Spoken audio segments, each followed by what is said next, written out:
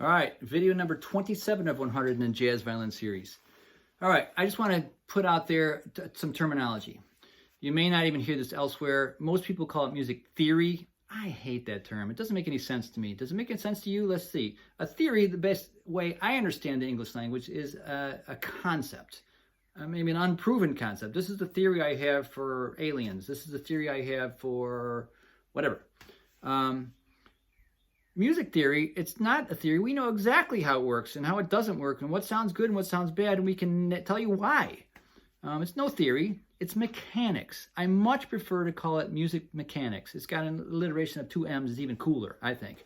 You're not going to hear me calling stuff music theory here. It scares people away, and they think, oh my God, it's just a bunch of heady stuff. It's not. All this stuff, as I explained, is very simple. We're only up to the number 12, and we're not going to go much beyond that, okay? Simple numbers, simple stuff. There's only certain combinations of things. Let's call it mechanics from now on. So music mechanics is very cool. If you know the stuff, you can assimilate it, you can play around with it, you can play, it'll inform you, it'll teach you, it'll train your ear, you'll know what, as you learn what these things sound like and feel like in your gut and heart, you'll be able to grab them faster and be quicker with them. It's not some foreign concept. It's just like being good at baseball or bowling or nose picking or whatever you want to be good at. It's just you get better and quicker and easier, and it's more effortless.